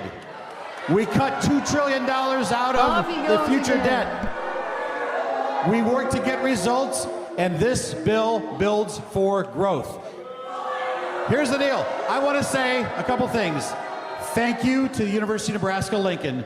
I don't believe he read through the whole bill either, Alex. I'm on board with you. I don't think he read through the whole bill, and let alone understand and take the time to consider the implication and the impact that the bill would have given the way this bill was passed. But you do realize he's admitting to lying to people, right? If he goes around and says, "Oh, this thing about the bill isn't in the bill," and somebody says, "Yes, it is. Here's the citation." And did you read the bill? And he says, "Yes." Then he means that he read the bill, knows it's in there, and is telling people that it's not when it is, and he knows that it is. So he's either admitting to lying, or he's lying about having read the bill, or he's lying about having understood the bill. So it's, pick your poison. It's all bad. Thank you to the UNL police. Thank you to my He's running away now, so. staff. Thank you to Nebraska Public Media for doing a great job tonight. Thank you to all the members of the working media that are here. And most importantly, thank you to all of you. If you need assistance from my office, call my office, come see me. I will be visible, I will be accessible. And for those of you watching from home, please know I am on your side. I never forget who I'm working for, and it is an honor to serve you and a privilege to serve you and the United States Congress. Thank you very much, and have a safe drive home. People are shouting, "Vote him out." Well, thanks, Nebraska Public Media. This is why public media needs to exist, by the way, and should be funded. So, good shit on Canada and Mark Carney for increasing funding to our public media. Well,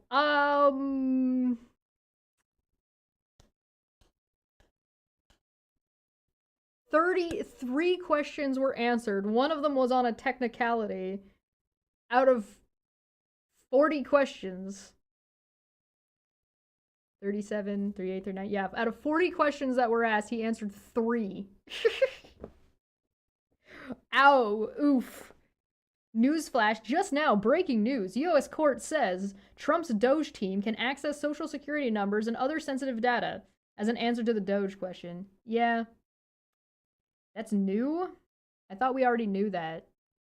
Oh, the court is saying that it is allowed to have access. Gross. That's unfortunate. Well, that was terrible. I hated it. I'm gonna go away now. I'll be back later on Dapper Dinosaur's channel to talk about science and communication and other nonsense. That was depressing and also very funny. But hopefully Nebraska will learn something from this and not vote for people that are like that. It's hard to see how these kinds of things in the United States resolve without some kind of revolution or some kind of revolt. But that's just from my perspective. I don't know. If there's a peaceful way to solve this, I don't know what it is. It'd be nice if there was, but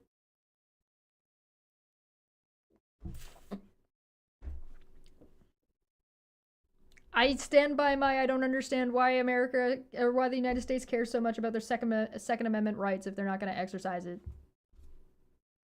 I don't get it. I don't understand. I'm gonna go. Thanks. Thanks for joining me. I'll be back tomorrow. I don't know what I'm gonna talk about tomorrow. I've got like a laundry list of things, so find out tomorrow what I'm gonna talk about tomorrow. And I don't know what to tell you guys. I don't know what this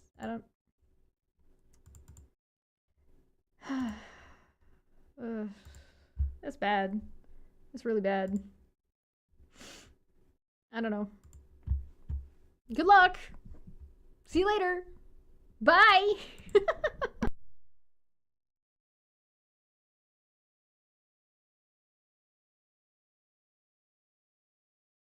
I disagree infinitely about the way that was dumb, and I hate it. And I hate it. By the way, I hate it. I think